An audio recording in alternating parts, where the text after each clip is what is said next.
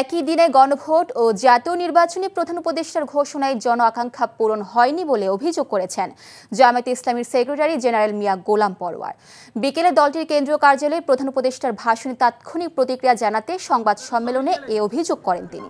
বলেন, রাজনৈতিক সংকটের এই সময়ে গণভোট আয়োজনের দাবিতে বিভিন্ন রাজনৈতিক দল ধারাবাহিক কর্মসূচি পালন করে আসছে।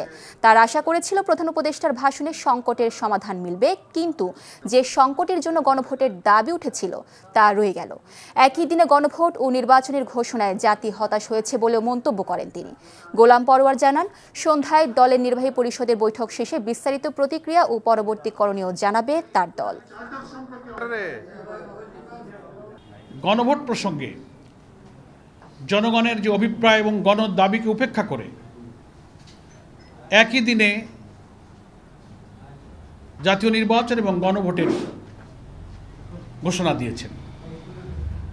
আমরা এখানে বাংলাদেশ জামাত ইসলামীর পক্ষ থেকে খুবই পরিষ্কার করে বলতে চাই যে প্রধান উপদেষ্টার একই দিনে গণভোট এবং জাতীয় নির্বাচনের ঘোষণায় জনগণের আকাঙ্ক্ষা পূর্ণ হয়নি।